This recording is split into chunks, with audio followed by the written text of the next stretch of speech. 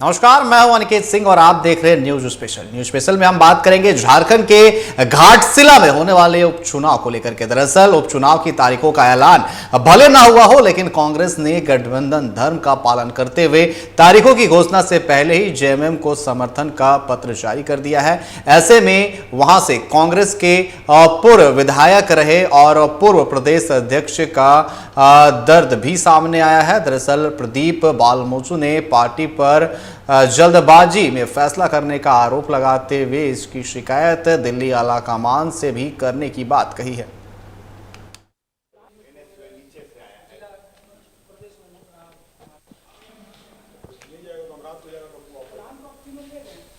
Party ने तो निर्णय ले लिया, एक चिट्ठी भी चली गई, मगर हमको लगता है पार्टी ने थोड़ा जल्दी किया। ठीक है, क्या करना नहीं करना अलग बात है, मगर आप अब मान लीजिए आप 29 के लिए अभी से लिख के दे दीजिएगा क्या? हम पार्टी को समर्थन कर रहे हैं।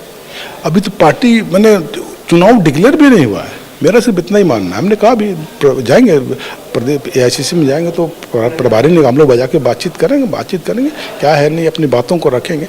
मेरा सिर्फ कहने का मतलब, अगर संगठन है, हम लोग बूथ कमेटी बना रहे हैं, अब इलेक्शन से पहले आप डिक्लेयर कर दीजिएगा कि हमको चुनाव लड़ना ही नहीं है। अब कौन उसका उम्मीदवार समर्थन देंगे, कौन होगा नहीं होगा ये भी नहीं पता आपको, आप अभी समर्थन कर देंगे। तो हमको लगता है ये थोड़ा हमको लगा नहीं, इसलिए हमने कहा है। तो प्रभारी ने कहा कि चलो हम लोग एआईसीसी में जाके बात करेंगे। और हमको लगता है कि संगठन के लिए बड़ी ज़रूरी है कि अगर आप चुनाव नहीं लड़ेंगे तो संगठन कहीं ना कहीं कमज़ोर होता है, मगर अलायंस भी है, उसको भी देखना है। और हमको लगता है कि अब पार्टी ने निर्णय लिया है। अब हम लोग ने कहा है कि प्रभारी भी कहें कि चलो हम लोग जाके, प्रभारी बोले कि हम लोग आके चलिए, आपका जो बात है उनको हम लोग रखेंगे और निश्चित रूप से एआईसीसी में बात को रखेंगे अपने जहाँ जो सही जगह। तो पूर्व शिक्षा मंत्री रामदास सोरेन के निधन के बाद अब उपचुनाव होने जाने वाले हैं और ऐसे में कांग्रेस ने अपना समर्थन जेएमएम को दिया और इसको लेकर के अब कांग्रेस के पूर्व विधायक रहे और पूर्व प्रदेश अध्यक्ष का दर्द जो है वो सामने आया। दरअसल प्रदीप बालमोचू ने कहा कि अभी चुनाव में समय है और इससे पहले समर्थन देना कहीं ना कहीं उनका दर्द जो है वो छलकता हुआ नजर आ रहा है। और इसी पर चर्चा करें, हमारे साथ चित्रंजन लाइव जुड़ चुके। चित्रंजन, जिस तरीके से चुनाव होने वाले हैं और उपचुनाव को लेकर के जिस तरीके से कांग्रेस ने समर्थन अपना दे दिया है, लेकिन दर्द जो है वो साफ तौर पर देखने को मिल रहा है। मीडिया के सामने आकर के प्रदीप बालमोचू ने कहा कि काफी जल्दबाजी है ये। बिल्कुल, देखिए घाटशिला में उपचुनाव होना है क्योंकि शिक्षा मंत्री, तत्कालीन शिक्षा मंत्री जो है रामदास सोरेन के निधन के बाद वो सीट खाली हुआ है। उसके बाद वहां पे अब संभवतः बिहार चुनाव के साथ ही घाटशिला उपचुनाव की भी तारीखों की घोषणा हो सकती है। हालांकि देखिए, अब तक न तारीखों का ऐलान हुआ है, ना ही जेएमएम के तरफ से प्रत्याशियों का चेहरा सामने आया है। लेकिन कांग्रेस ने अपना स्टैंड साफ कर दिया है कि वो गठबंधन धर्म का पालन करेगी और कांग्रेस पूरी ताकत के साथ जेएमएम को सीट जिताने के लिए पूरी मेहनत करेगी। देखिए, ये सीट हालांकि जेएमएम से पहले जेएमएम के गठबंधन में वो सीट जेएमएम के पाले में ही गया है, लेकिन जब उपचुनाव की बात आई तब से रामदास सोरेन के निधन के बाद जब वहां उपचुनाव की तैयारी होने लगी तो चुनाव आयोग की तरफ से तो पार्टियों की तैयारियां भी चलने लगी और पार्टी के नेताओं की भी तैयारी जोर शोर से चलने लगी। तो ऐसे में प्रदीप बालमोचू, जो कि वहां से विधायक भी रहे उस क्षेत्र के सांसद भी रहे, वो इसकी तैयारी में जुटे रहे, अपने नेताओं से बातचीत कर रहे थे।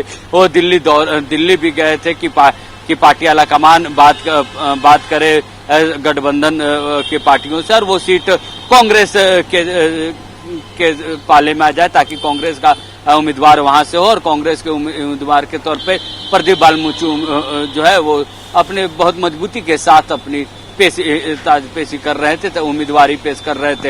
हालांकि इस बीच जैसे जैसे विवाद कांग्रेस पार्टी को लगा कि इस सीट को लेकर विवाद बढ़ सकता है, पार्टी के अंदर पार्टी के नेता लॉबी में जुट जाएंगे। इसी बीच कांग्रेस पार्टी ने एक पत्र जारी किया प्रभारी के राजू ने कि कांग्रेस पार्टी गठबंधन धर्म का पालन करते हुए उस सीट पर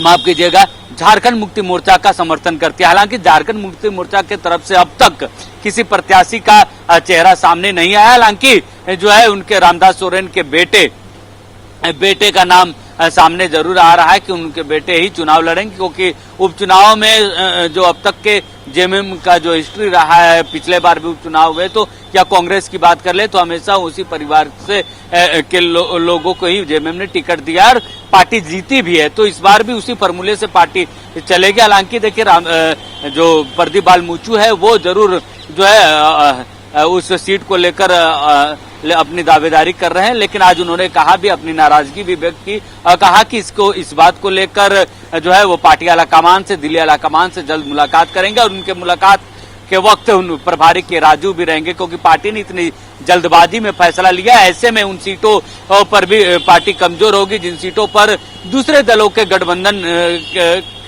की दावेदारी या फिर गठबंधन की पार्टियां चुनाव लड़ती है। ऐसे में उस क्षेत्र के, उस विधानसभा क्षेत्र के जो हमारे वर्कर्स हैं वो निराश रहेंगे, वो पार्टी और संगठन को मजबूत करने का काम नहीं करेंगे और इससे पार्टी कमजोर होगी। उन्होंने यह भी दावा किया कि इससे पार्टी, क्योंकि जिन विधानसभा सीटों पर जेएमएम या फिर आरजेडी की पार्टियां चुनाव लड़ती, उन सीटों पर कार्यकर्ता क्यों एक्टिव होकर संगठन मजबूत करेंगे जब अपना कोई प्रत्याशी ही नहीं होगा। और इस तरीके से कांग्रेस को सरेंडर नहीं करना चाहिए। कांग्रेस को गठबंधन के अंदर भी अपनी बातों को मजबूती के साथ, अपने पक्षों को रखना चाहिए, ना कि इस तरीके का सरेंडर करना चाहिए। ना तारीखों का ऐलान घोषित हुआ है, ना ही गठबंधन साथी दल के तरफ से प्रत्याशी का चयन किया गया। तो ऐसे में कांग्रेस इतनी जल्दबाजी में क्यों? आखिर कांग्रेस ने इतनी जल्दबाजी में समर्थन का ऐलान क्यों किया? तो ऐसे में क्या पार्टी सिर्फ उन सीटों पर अब सिमट कर रह जाएगी कि जिन सीटों पर पार्टी चुनाव लड़ती है, और ऐसे उन सीटों पर क्या होगा?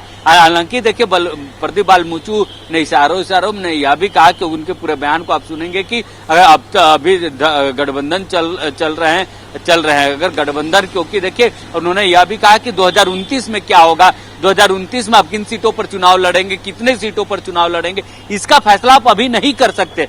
ठीक उसी प्रकार जब घाटशिला उपचुनाव की तारीखों का ऐलान नहीं हुआ है तो आप कैसे समर्थन का जो है पत्र जारी कर सकते हैं? तो इनकी नाराजगी अपने प्रभारी से है, प्रदेश नेतृत्व से भी है और इसी को लेकर वो जो है अपने दिल्ली आलाकमान से वो अपनी बातों को चित्ररंजन, लेकिन क्या लगता है इनकी नाराजगी से क्या कुछ फर्क पड़ने वाला है? क्योंकि जिस तरीके से अभी आप बता रहे थे कि जब भी उपचुनाव हुए, अगर डुमरी की बात की जाए तो वहां पर रामदास सोरेन के निधन के बाद बेबी देवी ने चुनाव लड़ा, उन्हें प्रत्याशी बनाया गया, उनको जीत मिली। और अब जिस तरीके से यहां पर हम बात कर रहे हैं तो साफ तौर पर है कि एक सिंपैथी वोट है वो लगातार जो है देखने को मिलता है। अगर झारखंड की बात की जाए, कहीं का भी अगर सीट हो, ऐसे में इस पर कोई कलेश नहीं होना चाहिए अपने आप में?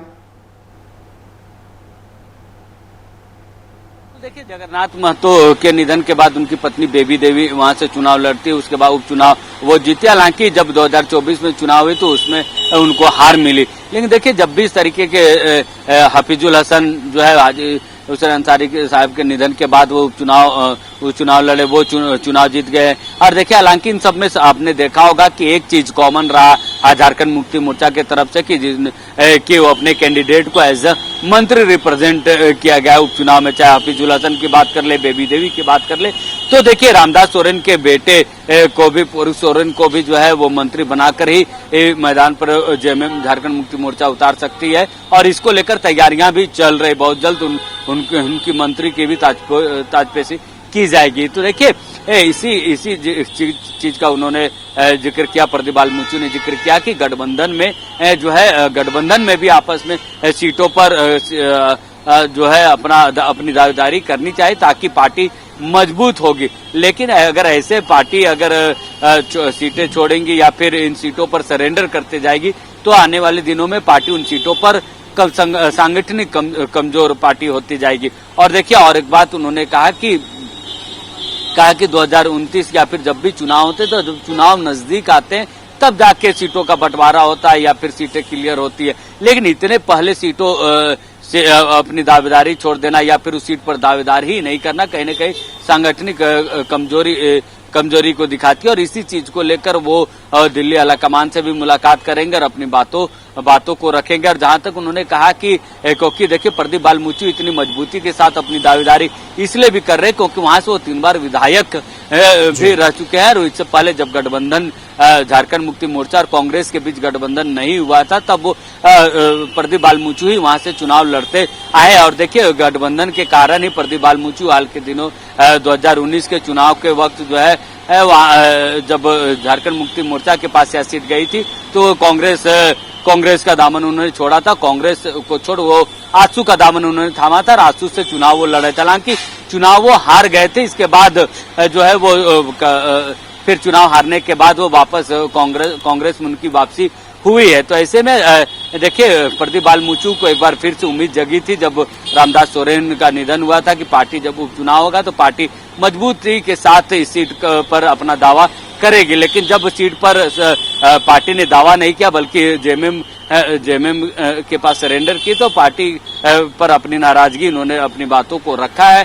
पार्टी अलाकमान प्रदेश नेतृत्व के पास, प्रभारी के पास उन्होंने अपनी बातों को रखा है। और देखिए, प्रदीप बालमुचु कांग्रेस के बड़े लीडर्स है, वो लंबे समय तक जो है प्रदेश का नेतृत्व, पार्टी में संगठन का नेतृत्व किया, प्रदेश अध्यक्ष की भूमिका में सबसे लंबे समय तक वो रहे हैं। साथ ही साथ दिल्ली में भी इनकी लॉबी मजबूत है, तो ये अपनी बातों को वहां भी रखेंगे। और उन्होंने स्पष्ट रूप से कहा है कि जो पार्टी की जो पॉलिसी, इससे संगठन कमजोर होगा, इन सारी बातों को भी वो रखेंगे। हालांकि ये सवाल भी जब पूछा गया कि क्या अगर पार्टी उनकी बातों को तवज्जो नहीं देती, क्या उनकी बातों को नहीं मानती, तब प्रदीप बालमुचु का क्या स्टैंड होगा, क्या वो कुछ दूसरी राह तलाशेंगे, क्या वो फिर से चुनाव लड़ेंगे, पार्टी के लाइन से बाहर जाकर क्या वो चुनाव लड़ेंगे। इस पर उन्होंने कहा कि जी नहीं, वो ऐसा नहीं करेंगे, क्योंकि वो इससे पहले भी वहां से वो विधायक रह चुके हैं। अब पार्टी के पास वो संगठन की मजबूती के लिए जो उनको